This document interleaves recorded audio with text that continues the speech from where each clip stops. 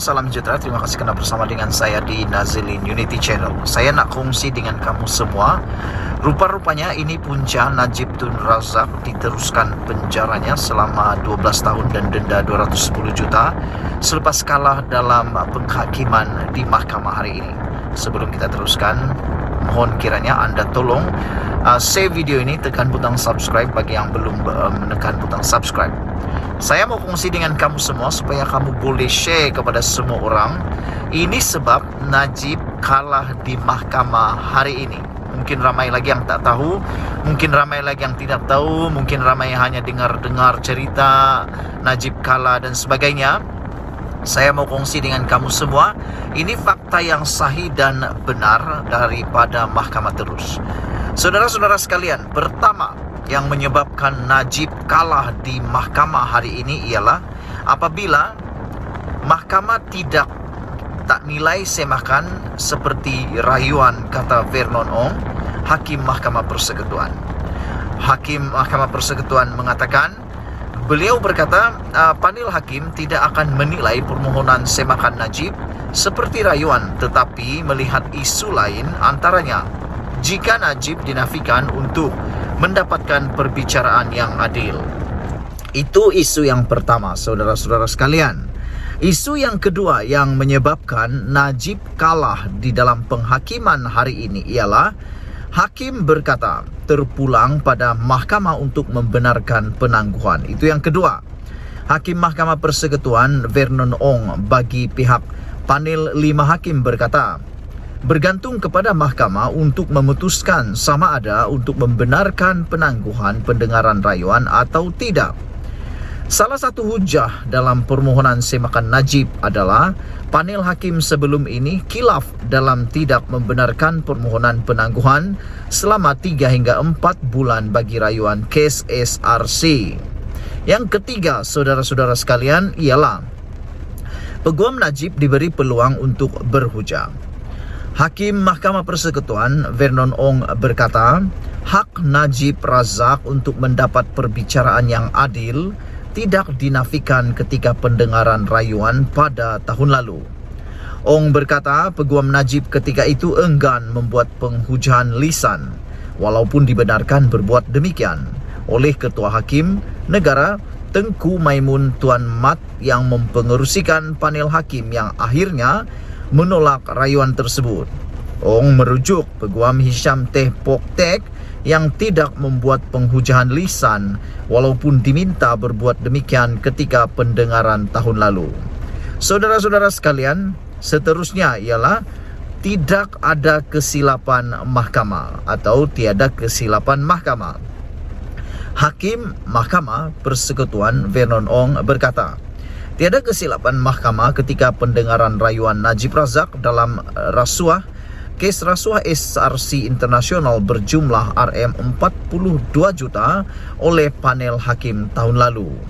Ketiga, terpulang pada mahkamah untuk membenarkan Hisham menarik diri. Hakim Mahkamah Persekutuan Vernon Ong bagi pihak panel 5 hakim berkata, terpulang kepada Mahkamah Persekutuan sama ada untuk membenarkan peguam Najib menarik diri atau tidak daripada mewakilinya. Ong berkata, tiada merit dalam hujah yang mengatakan panel hakim ketika rayuan tersebut telah terkilaf apabila melarang Hisham Teh Pok Tek menarik diri daripada rayuan kes SRC Internasional tahun lalu. Seterusnya, sebab Najib kalah di mahkamah ialah Tengku Maimun telah membuat keputusan yang betul. Hakim Mahkamah Persekutuan Vernon Ong berkata, bagi pihak panel 5 hakim berkata, Ketua Hakim Negara iaitu Tengku Maimun Tuan Mat membuat keputusan yang betul apabila tidak menarik diri daripada mendengar rayuan Najib tahun lalu. Dan yang paling menarik di dalam pendedahan sebab Najib ditolak rayuan semakannya ialah kerana Hakim Mahkamah Persekutuan Vernon Ong mengatakan, bagi pihak panel 5 hakim beliau berkata, Najib Razak adalah pengarang kepada nasib malang dirinya. Saudara-saudara sekalian, yang menarik adalah apabila ada Peguam Najib telah diberikan peluang untuk berhujah.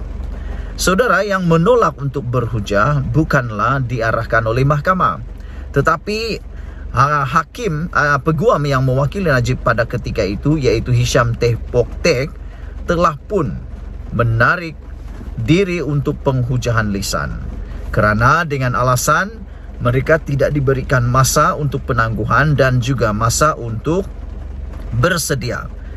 Satu lagi perkara yang kita nak kongsi kepada anda semua ialah apabila dalam penghakiman 5 orang hakim ini, seorang daripada mereka telah membuat tentangan ataupun menentang keputusan. Dan yang mengejutkan ialah beliau datang daripada Hakim Besar Sabah dan Sarawak, iaitu Abdurrahman Sebli, yang membuat penghakiman menentang. Beliau berkata, Peguam Najib ketika itu, iaitu Hisham Teh Pok Tek, tidak bersedia untuk berhujah dalam rayuan kes SRC Internasional tahun lalu. Dia berkata, ini kerana panel hakim ketika itu tidak membenarkan permohonan untuk menangguhkan pendengaran. Pemohon, iaitu Najib, tidak sepatutnya membayar harga atas kesilapan peguam, katanya.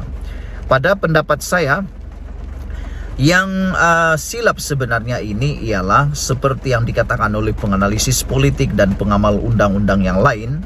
Mereka berpendapat, dan saya pun setuju dengan pendapat itu, bahawa tindakan Najib menukar peguam pada saat-saat akhir itulah yang menyebabkan kesilapan besar dalam proses Najib. Jadi kesilapan ini sebenarnya apabila mereka menukar peguam. Selain itu, apabila Abdurrahman mengatakan Peguam Najib tidak bersedia untuk mengendalikan 30,000 dokumen, ini juga adalah disebabkan oleh perubahan peguam pada saat-saat akhir. Sehingga ada pemerhati politik dan ada pengamal undang-undang mengatakan mungkin Najib sebenarnya bermain masa kecederaan. Cuba melengah-lengahkan, cuba memanjang-manjangkan pembicaraan supaya perkara itu dapat dimenangi oleh mereka. Jadi itulah dia, saya telah kongsikan kepada anda beberapa sebab ataupun semua sebab mengapa Najib kalah teruk dalam perbicaraan kali ini. Ini adalah perlawanan Najib yang seterusnya. Kalau dulu Najib kalah 5-0, kali ini Najib kalah lagi 4-1. Saudara tolong share video ini supaya semua orang tahu. Rupa-rupanya inilah sebab Najib kalah di mahkamah. Pertama, tiada kesilapan di mahkamah. Kedua, Peguam Najib telah diberikan masa dan peluang untuk berhujah. Dan terpulang pada mahkamah untuk membenarkan penangguhan, mahkamah tidak menilai semakan seperti rayuan.